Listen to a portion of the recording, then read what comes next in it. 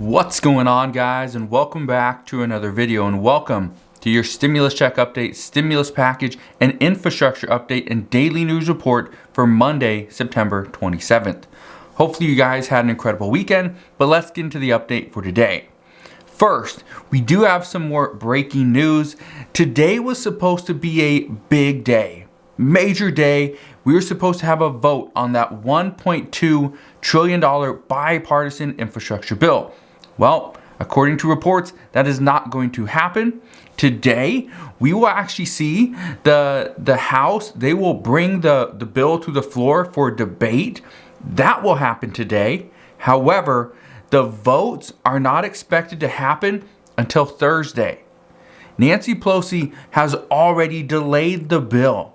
She said, and she told moderates, and she promised them a vote would happen by or before September 27th. Well, that didn't happen. That was a lie. Here's the problem. With this happening right now, moderates could simply say, you know what?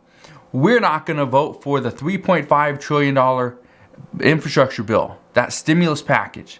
But that's not the case. According to the reports and according to letters that were actually brought to Axios, Axios is now telling us that actually instead of the nine moderates that were opposing the $3.5 trillion bill, two of those actually jumped ship. And so now two of the moderates are in favor of the $3.5 trillion stimulus package. And according to these reports and according to multiple experts, they are saying the reason why moderates are jumping on board with that $3.5 trillion bill, because they want to show progressives. They are not leveraging the other bill versus this one. They're actually on board with both, but they just want to see the bipartisan bill passed as quickly as possible. Not that it needs to pass before the other one. They just want to see it done as soon as possible. That's it. So even though we've been hearing all these reports that no, it's progressives against moderates, that's essentially not the case according to many experts. So that is at least some good news. The bad news is we're still seeing that the fighting between the parties, whether it's the Republicans against Democrats or Democrats versus Democrats, we're still seeing the fighting, and it's because we're getting to the end, and this happens every single bill. We get to the end, and then instead of it just passing without any issues, that's when all the issues actually show up. So coming from or close to the debate, that's when we're going to see all the fighting. So just be prepared. We are not done yet. Now, Democrats are now seeing that going after everything in one bill is actually turning to an issue. And I say this because, and again, this could ultimately cost them, but according to Democratic leaders, that they're saying that we need to pull back, only pass the most popular legislation right now, or we could be at a standstill for a while. And this is true, and I said this the other day.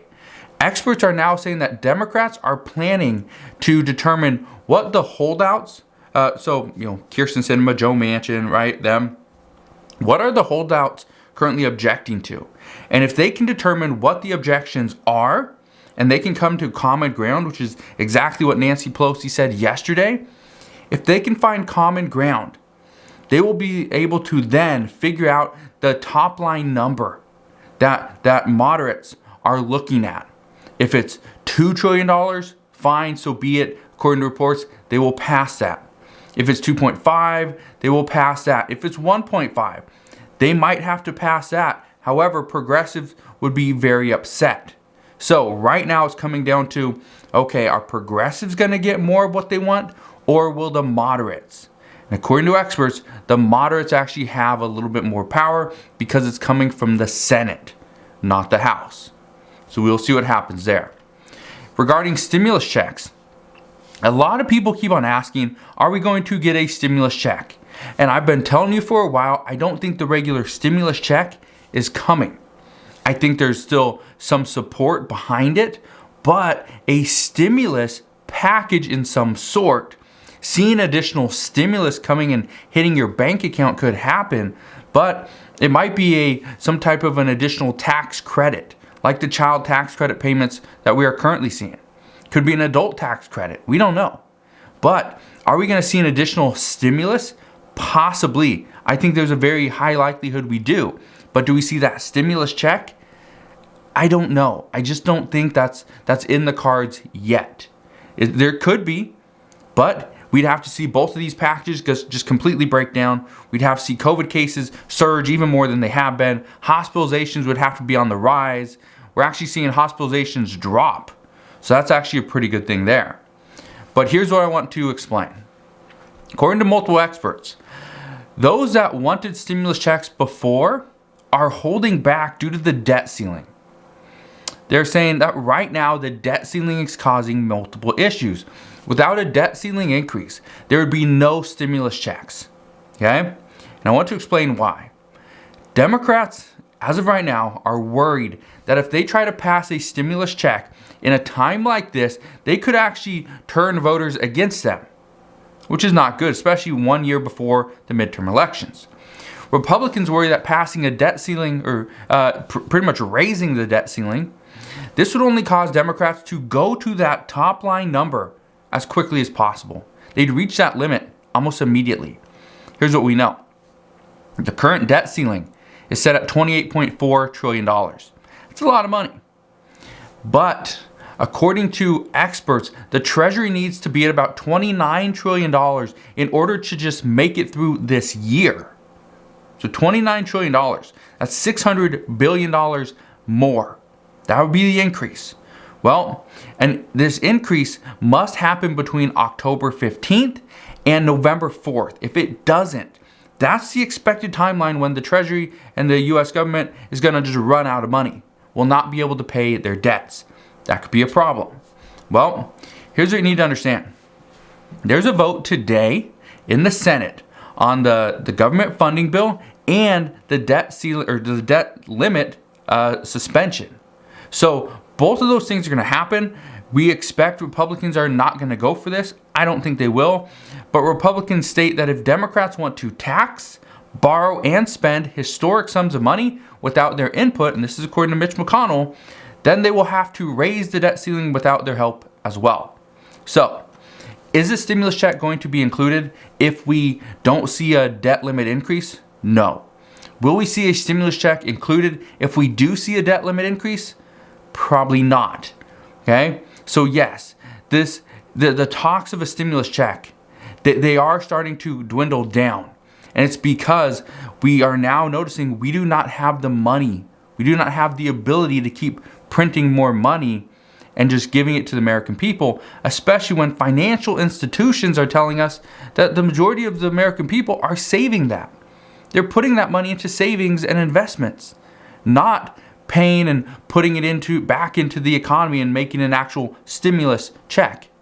So that's what we're seeing is right now lawmakers question, do we need a stimulus check, when the facts are these aren't actually stimulus because they're not stimulating the economy, because the majority of people keep putting them in their bank accounts or their investment accounts. And let me just ask you this. What did you spend your stimulus check on? The majority of people, I think, here in this community and across the internet didn't put it into investments, didn't put it into savings. They spent it on food, on rent, mortgage, right? Car payments, put clothing on their kids' back, school supplies, right? Things like that. I don't think it's just went into savings. I don't think that's it at all. But that's what these financial institutions are telling us at this time.